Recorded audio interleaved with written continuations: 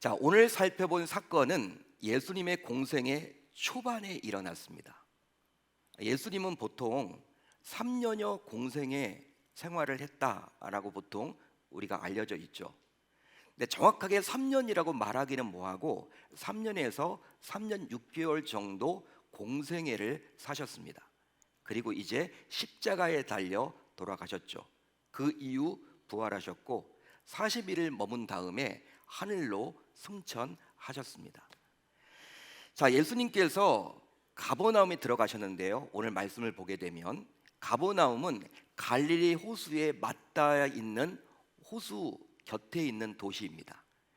따라서 가버나움은 예수님께서 사적으로 오랜 시간을 보냈던 갈릴리 지방에 있던 곳이라고 볼 수 있겠죠. 자, 예수님께서 가버나움에 들어오셨다라는 소문, 이 소문이 삽시간에 퍼졌습니다. 그 결과 많은 사람이 여러 가지 이유를 대면서 이제 예수님께서 머무시던 집으로 몰려들었어요. 아마도 개인의 필요를 충족하기 위해서, 또 위로를 받고자, 심지어 호기심에서 예수님이 머물고 있던 집으로 사람들이 몰려든 것입니다.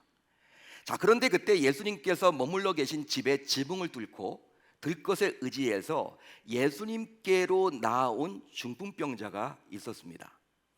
정말 상상할 수 없는 방법까지 동원해서 예수님께로 나아온 중풍병자였죠.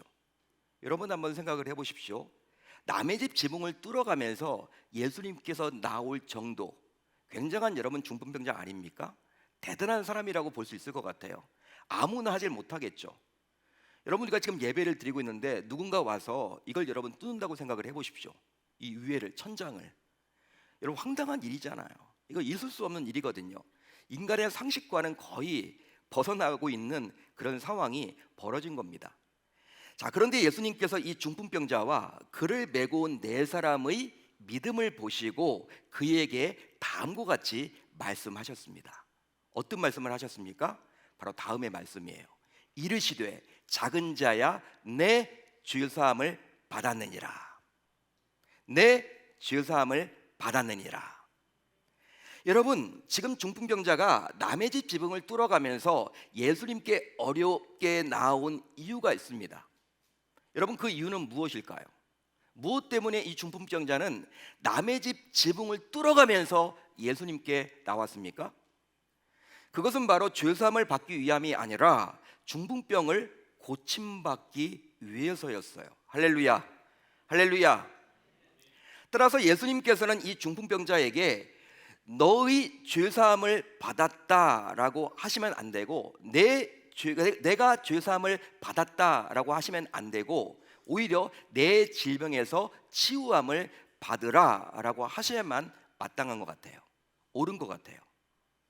자, 그런데 자신의 중풍병을 고쳐달라고 남의 집 지붕까지 어렵게 뚫고 예수님께로 나아왔건만 질병에 대해서는 말하지도 않고 오히려 죄사함을 받으라라고 했으니, 당시 이런 예수님의 말씀을 들었던 중풍병자와 그를 메고 온 네 사람의 심정은 과연 어떠했을까요? 어떠했을까요? 아마도 중풍병자와 그를 메고 온 네 사람 모두 정말 혼란스러웠을 거예요. 마음이 심란했을 겁니다. 죽기 살기로 욕을 먹어가면서 겨우 예수님께로 나와왔는데 질병을 고쳐주려는 생각이 없으신지 내가 죄사함을 받았다라는 다소 엉뚱한 말씀을 하시니 그 순간 모든 기대가 무너져 내렸겠죠. 내가 원하는 것은 중풍병에서 치유받는 거예요.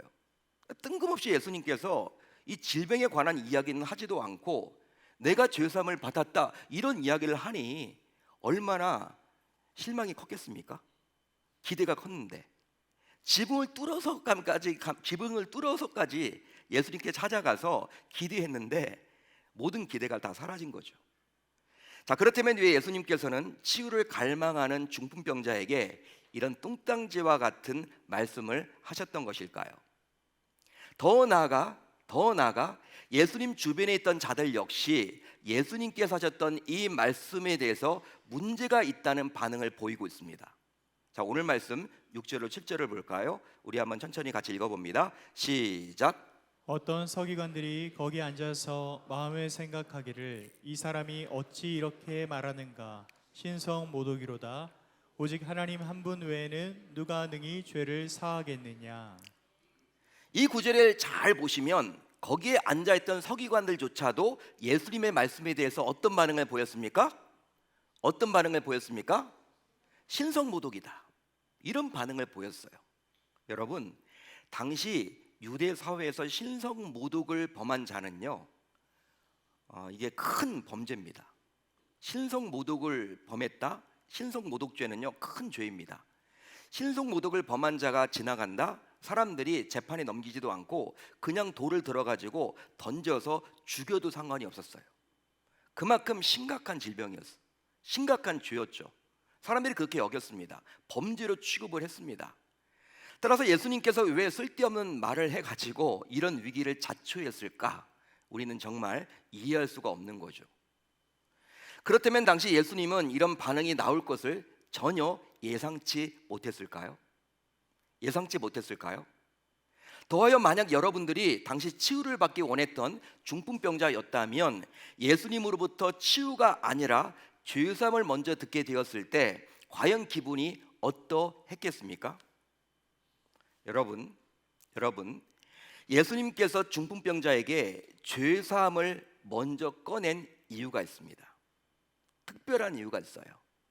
그 이유는 과연 무엇일까요? 그것은 바로 그를 치유하지 않겠다라는 의미가 아니라 치유해 주시는 예수님에 대해서 그가 바르게 아는 것이 먼저라고 보았기 때문입니다. 한마디로 그가 예수님에 대해서 바르게 안 상태에서, 중풍병자가 예수님에 대해서 바르게 안 상태에서 치유받도록 하기 위해서였어요. 할렐루야. 실제로 내 죄사함을 받았느니라 라는 예수님의 말씀은 그곳에 모여있던 군중들에게 두 가지 사실을 알려주기 위해서 외친 것이에요. 내 죄사함을 받았느니라, 이 말은요 중풍병자에게 해주신 말씀 맞죠? 그렇지만 중풍병자에게만 해주신 말씀이 아니라 거기에 모여있는 모든 군중들에게 들으라고 하신 외친 말씀이에요. 그것은 바로 다음과 같은 의미를 담고 있는데, 먼저 인간을 괴롭히는 질병과 고통은 죄의 결과임을 지적하셨습니다.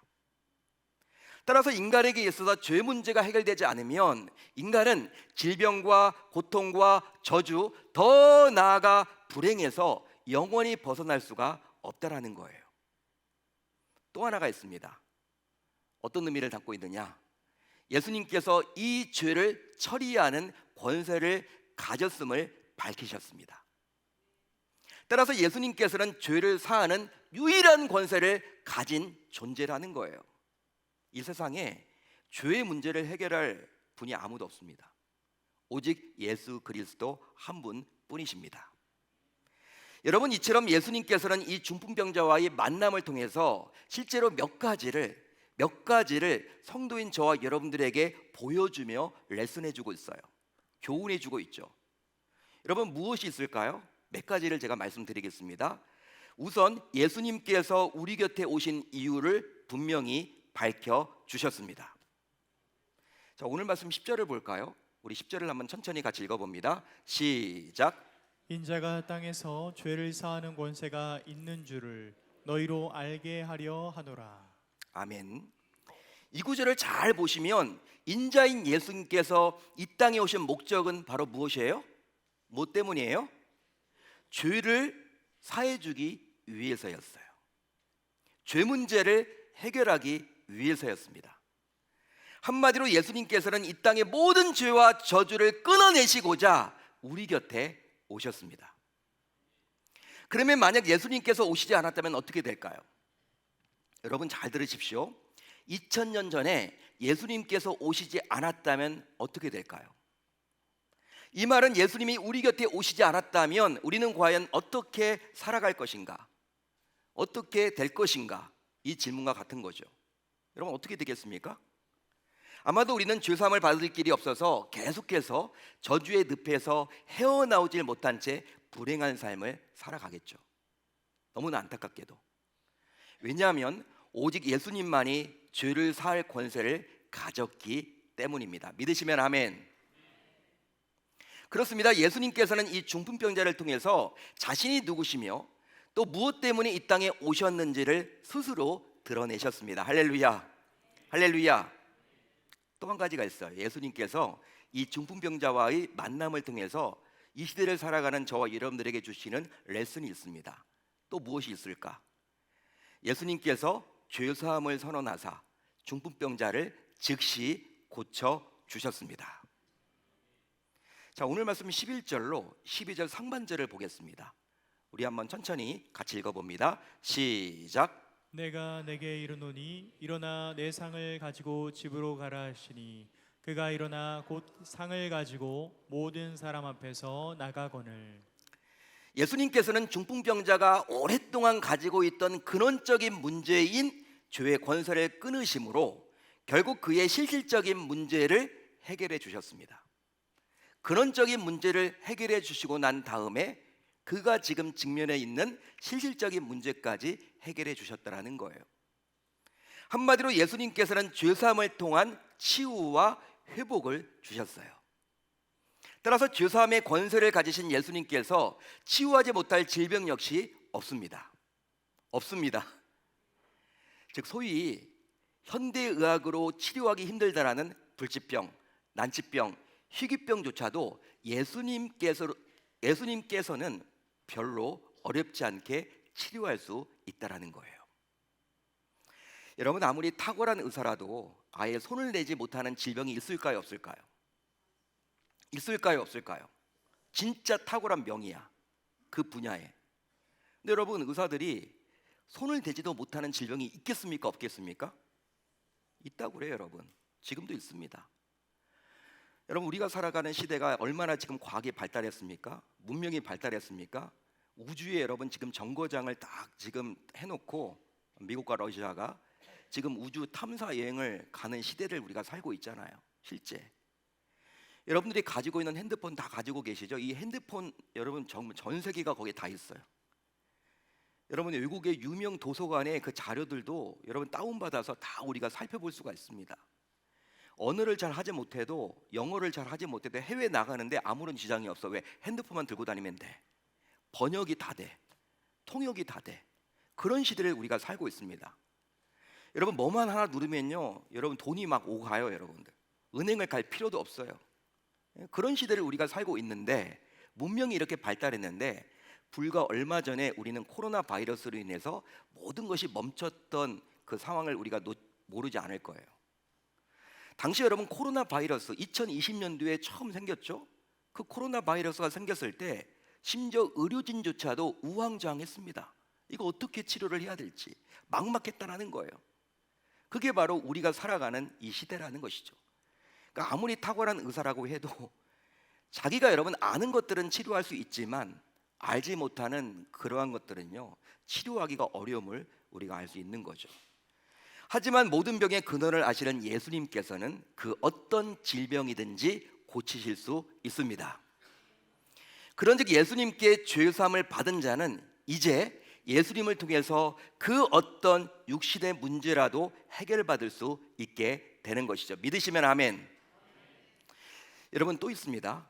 또 한 가지가 있는데 그건 바로 무엇이냐면, 예수님께서 이제 중풍병자와의 만남을 통해서 이제 우리에게 주시는 레슨이 또 있습니다.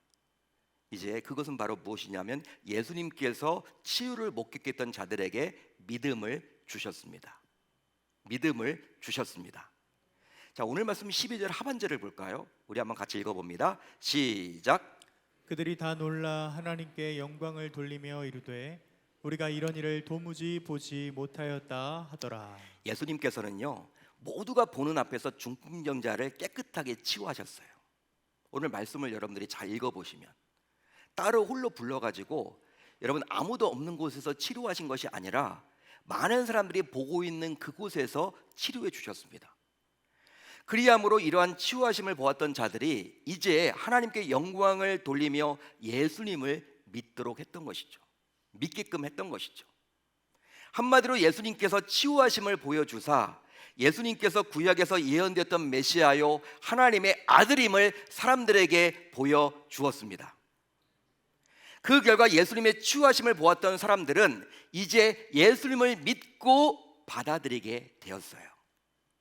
한마디로 치유하는 사건을 목격한 자들은 이것이야말로 사람이 행한 일이 아니라 하나님이 하신 일이다 라고 알게 되었고, 그 결과 예수님을 더욱더 믿게 된 것이죠. 할렐루야, 할렐루야. 따라서 예수님께서는 단순히 중풍병자 한 사람만 고쳐주신 것이 아니라 그 치유 사건을 통해서 더 많은 사람들이 하나님의 살아계심을 보고 예수를 믿게끔 했습니다. 믿으시면 아멘. 사랑하는 성도 여러분, 아마도 여러분들 모두 분주한 일상생활에서 잠시 벗어나 장기간의 추석 연휴를 보내고 계실 텐데요. 좀 여유가 있으시죠, 여러분? 좀 여유가 있으시죠? 예. 오늘 여러분들의 얼굴이 다 밝은 것 같아요. 예. 기대도 되고, 이제 끝나고 예배 끝나고 어딜 가야겠다. 다 그런 여러분들이 다 그 마음을 가지고 계신 것 같아요. 하지만 일상에서 벗어나 쉬면서도 마음 한구석에 해결되지 못한 문제로 염려를 가지고 이곳에 앉아 계신 분들도 분명히 있을 거란 말이에요. 실제로 예수님을 믿는 성도인 우리 역시 예수님을 모르는 세상 사람들과 별반 다르지 않게 자기 힘만으로는 감당하기 힘든 많은 문제 앞에 노출되어 있습니다. 그게 사실이죠. 저는 어릴 적에 제가 이제 모태신앙 아닙니까? 그래서 제가 이제 주일학교 출신일 때, 제가 고등학교 때 여러분 굉장히 질문이 많았거든요. 굉장히 질문이 많아서 그냥 교회를 다니고 예수를 믿으면 하나님이 정말 살아계시니까, 하나님 좋으신 분이니까, 그때 저의 생각이었어요. 그냥 하나님께서 그냥 교회 다니는 순간, 예수 믿는 순간 힘들고 어려웠던 모든 문제를 다 사라지게 해주시면 얼마나 좋을까. 그러면 우리가 전도하지 않아도 될 텐데, 그냥 교회가 미어 터질 텐데. 세상 불신자들은 문제를 많이 겪지만 교회 다니면 문제가 다 사라진다. 놀랍게도. 여러분, 그런 생각을 제가 했었어요. 중고등학교 다닐 때. 여러분 참 좋잖아요. 여러분들 교회 다니면요 행복해지고 모든 게 잘 풀리고, 막 자녀들이 속을 썩이다가도 교회 다니면 모든 문제가 그냥 아름답게 해결이 되고, 막 승진도 일어나고, 자녀들이 여러분 막 서울대 연고대도 가고, 재정도 채워지고. 여러분 교회가 미어터지지 않을까요? 사람들이 오지 말라고 해도 여러분 사람들이 올 것 같아. 하나님은 그런 방법으로 역사하지 않죠. 역사하지 않습니다. 어떤 의미에서 볼 때 예수 믿는 것 때문에 예수 믿지 않은 사람들이 당하지 않을 고통까지도 우리가 당하는 경우들이 많이 있어요. 어쩌면 이곳에 예배를 지금 드리지만 이제 부모를 뵙고 부모님을 뵙고 또 형제 자매들을 만나면서 불신, 이렇게 가족들이 있는 상황에서 내가 특별히 어떻게 처신을 해야 될지 이런 두려움으로 이제 집에 가시는 분들도 분명히 계시리라 생각을 해봅니다. 예수 믿지 않으면 상관없는 문제를 내가 예수 믿음으로 말미암아 더 어려움을 겪는 경우들이 있습니까, 없습니까? 있다라는 것이죠. 자, 그러면 여러분들의 경우 직면한 문제들이 쉽사리 해결되지 않는 이유는 과연 무엇 때문인지 깊이 생각을 해 보셨습니까? 깊이 생각을 해 보셨어요? 예수를 믿잖아요. 또 무엇보다도 신앙생활을 우선하고 있는데 나는 왜 이렇게 직면한 문제가 잘 해결되지 않을까? 이게 오랫동안 기도한 제목들인데 왜 그럴까? 그렇게 여러분들이 고민해 본 적이 있으십니까? 보통 우리는 직면한 문제만 어서 빨리 해결되기를 소망하죠. 그게 바로 저와 여러분들의 모습입니다. 그래서 그 문제를 꼭 집어서 그 문제가 빨리 해결되도록 힘껏 기도하기도 해요. 아마도 그리하는 이유가 있는데, 그것은 바로 자신에게는 그것이 가장 급하게 해결되어야 할 문제로 보이기 때문일 거예요. 하지만 내가 보기에는 급하게 해결되어야 할 문제이지만 정작 그 문제를 해결할 우리 주님께서도 과연 그렇게 여기실까요? 여러분 어떻게 생각하십니까? 나는 정말 이게 급한데, 이 문제 해결이 급한데 정작 그 문제를 해결할 우리 주님께서도 그리 동일하게 급하다라고 여기실까요? 즉 내가 해결받기를 원하는 그 문제에 대해서 우리 주님께서도 우선순위를 가지겠냐라는 것입니다. 그러나 분명한 것이 있는데, 그것은 바로 무엇이냐면 내가 아무리 급하게 해결받고 싶은 문제라도 우리 주님께서 급하다고 여기지 않는다면 그 문제는 해결이 어렵다라는 사실이에요. 왜 그렇습니까? 해결해 주시는 분은 내가 아니라 누구예요? 주님이시기 때문이죠. 따라서 지금 나는 과연 무엇을 우선하고 있는지 먼저 생각해 봐야만 하는 것입니다. 혹시 내 안에 감추어진 진짜 문제는 외면한 채 눈에 보이는 것에만 매달리고 있지는 않습니까? 자, 그렇다면 예수님께서 나를 찾아오신 목적은 무엇 때문일까요? 예수님께서 나를 찾아오신 목적은 무엇 때문일까요? 단순히 나의 다양한 문제를 해결하기 위해서 오셨을까요? 여러분 어떻게 생각하십니까? 한마디로 내가 직면한 학업 문제, 취업 문제, 결혼 문제, 질병 문제, 재정 문제, 자녀 양육 문제, 직장 문제, 관계 문제, 노후 문제 등을 해결할 목적으로 내 곁에 우리 주님이 오셨을까요? 자, 그러면 지금 내가 가장 시급히 해결해야 할 문제는 무엇입니까? 여러분, 내가 급하게 해결해야 할 문제는 뭐예요?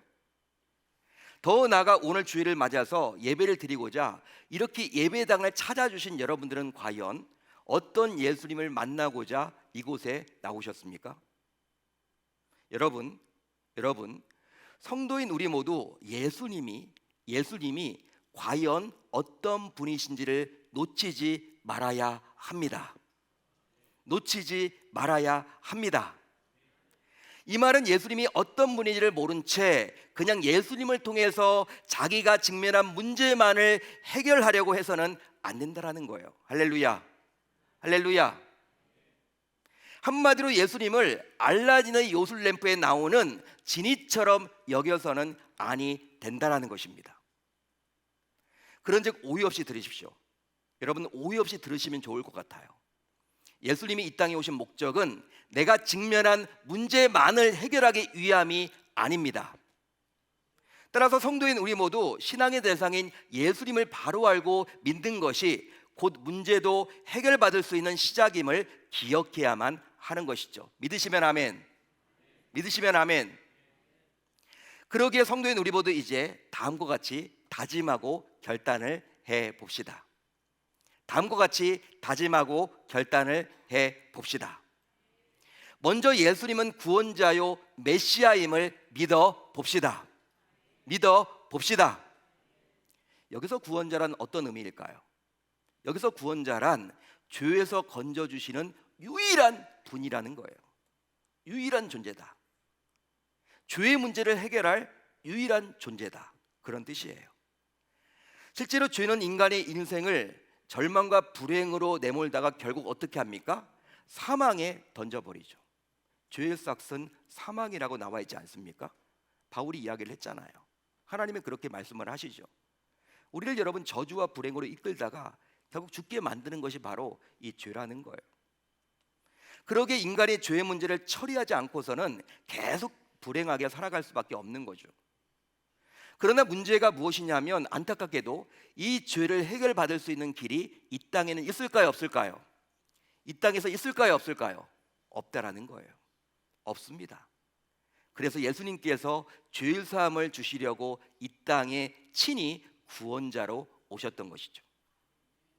따라서 이제 성도라면 주일에 교회만 출석해서는 곤란하고 반드시 예수님을 구원자로 믿어야만 하는 것입니다. 할렐루야. 할렐루야. 여러분 교회 다니는 게 중요한 게 아니에요. 교회를 다님으로 인해서 예수님이 과연 어떤 분인지를 여러분들이 인격적으로 만나셔야 하는 거예요. 나에게 있어서 예수님은 어떤 분이십니까? 나를 구원해 주시는, 나의 문제를 해결해 주신다는 것보다도 나의 죄의 문제를 해결해 주시는, 죄의 처리를 해 주시는, 담당하시는 분으로 여러분들이 믿으셔야 하는 거예요.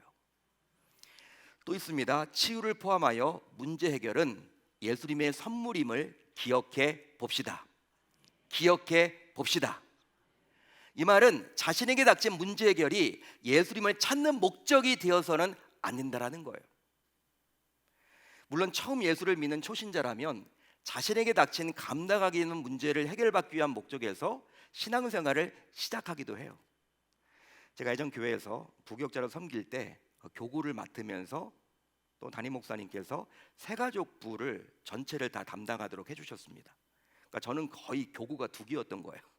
새가족부가 굉장히 컸거든요. 부원들도 많지만 한 주에 새가족이 수십 명씩 왔으니까. 근데 그 새가족들을 제가 다 일일이 만나서 면담을 해야 돼. 면담을 해야지만 바나바로 넘어가. 저를 만나지 않으면 교회 등록이 안 돼. 주일날 여러분 입에 단내가 날 만큼 여러 성도들을 만났어요. 교회를 왔는데 한 분 한 분 어떻게 교회 오셨어요? 항상 웃는 얼굴로 어떻게 교회에 오셨어요? 했더니 다 문제가 있는 거예요, 여러분들. 뭐 지금 이혼 이귀다, 이혼당할 처지에 있다, 지금 자녀들이 속을 썩인다, 지금 재정적인 압박 때문에 죽고 싶다. 여러분 문제 없는데 교회 와서 등록한 사람은 아무도 없더라고요. 다 문제가 있는 거야. 그런 거 듣고 있으면 굉장히 저도 힘들어져요. 저도 마음 관리를 잘해야 돼. 여러분 그분들이 어떻게 교회를 왔냐면 물론 문제가 있는데 교회 나가면 그런 문제가 해결받을 수 있다라고 주변에서 이야기를 했기 때문에 교회 나왔다라는 거예요. 자기 아는 친구가 교회 나가봐, 네 자녀 속 썩이고 있는데 너 교회 나가야지. 교회 나가면 해결될 거야. 너 지금 암에 걸렸다며, 병원에서 못 고친다며, 너 교회 나가봐. 교회 나가면 해결받을 거야. 다 그런 거 여러분 뭐라도 붙잡기 위해서 교회 나온 거예요. 초신자 때는 여러분 그게 가능합니다. 그런 식으로 해서 교회 나오는 거죠, 처음에는. 그렇지만 그게 여러분 우리가 예수를 찾는 목적이 되어서는 아니 된다라는 거예요. 원칙적으로는 그런 문제 해결을 위한 도구로 예수를 사용해서는 아니 된다라는 겁니다. 오히려 설령 자기의 문제가 해결되지 않아도 예수님을 찾아야만 합니다. 결국 성도인 우리가 그리 행할 때 문제를 모르지 않으시는 예수님께서 우리의 문제 해결을 선물로 주십니다. 따라서 예수님보다 문제 해결이 우선이 되어서는 아니 되고 예수님이 문제 해결보다 우선이 되어야만 하는 것이죠. 믿으시면 아멘. 여러분 여기에 부모님들이 지금 많이 앉아 계시는데 부모님들 축복합니다. 부모님들에게 여쭤보려고 그래요. 손 들고 대답은 하지 마시고 이제 여러분들이 속으로 한번 이렇게 답을 해주시면 좋을 것 같아요. 부모로서 자녀들에게 정말 원하는 것은 무엇입니까? 바라는 것이 뭐가 있어요? 부모라면 여러분들이 부모잖아요. 내 자녀들에게 정말 바라는 것이 있을 텐데 그게 뭡니까? 정말 내 자녀들 뭐가 있을까요? 해외여행 보내주는 거예요, 자녀들이? 예? 용돈을 여러분 듬뿍 드리는 겁니까? 그걸 바라십니까? 그런 거 아니겠죠. 아마도 자녀들이 부모인 자신을 무시하지 않고 적극적으로 자신들과 소통해 주는 것을 바랄 거예요. 부모를 인정해 주는 거. 부모는 여러분 다른 거 원하는 게 아니에요. 자녀들이 자기를 좀 인정해 주는 거. 부모로 인정해 주는 것을 원할 겁니다. 물론 사소한 것이라도 소통해 주기를 기대할 거란 말이에요. 그런데 자녀들은 주로 어떨까요? 그러면 여기 자녀들도 지금 많이 앉아 계시는데 자녀들도 축복합니다. 자녀들도 한번 여러분 대답을 해보세요. 자녀들은 여러분 뭘 원해요? 부모에게 여러분 뭘 원합니까? 자녀들은 부모에게 뭘 원하는 게 아니라 부모는 자녀들과 소통하기를 원하는데 자녀들은요 부모를 통해서 문제 해결을 받기를 원한다는 거예요. 그 갭이 굉장히 큽니다. 차이가 커요. 그러니까 절실히 필요할 때만 자녀들은 부모와 소통하려고 하는 거죠. 평상시는 하지 않다가 문제가 생길 때에만 손을 벌리는 거예요. 그게 자녀들입니다. 하지만 부모로서는 자녀가 문제가 생길 때에만 자신들과 소통하기보다는 평상시 문제가 없어도 자신들과 소통해 주기를 기대하죠. 왜냐하면 부모의 모든 관심은 자녀에게 가 있는 것이고 실제로 자녀가 무엇이 필요한지를 알고 있기에 평상시부터 자주 소통했던 자녀라면 그들의 필요를 부모가 알아서 채워줄 수도 있기 때문이에요. 한마디로 부모는 자신과의 소통이 먼저라고 여겨요. 반면에 자녀는 어떻습니까? 문제 해결이 먼저라고 여기죠. 그런데 이것과 마찬가지로 성도라면 이제 하나님을 아버지로 부를 수 있는 특권을 가지고 있습니다. 하나님을 아버지로 부를 수 있는 하나님의 자녀가 되었어요. 따라서 문제가 생길 때만 하나님과 소통하는 것이 아니라 설령 문제가 없이 평안하더라도 계속해서 하나님과 소통해서 결국 아빠, 아버지이신 하나님으로부터 어느 순간 우리의 모든 필요가 채워지고 회복이 일어날 수 있어야 할 줄로 믿습니다. 그 결과 성도로서 직면한 문제에 집중하기보다는, 자신이 직면한 문제에 집중하기보다는 예수님께 집중을 했더니 어느 순간 예수님을 통해서 문제까지 해결받는 놀라운 기적을 맛볼 수 있어야 할 줄 우리 주님의 이름으로 축원합니다. 그렇게 멋지게 살아보겠다라고 결단하고 다짐하는 저와 여러분들이 다 되실 수 있기를 우리 주님의 이름으로 축원합니다.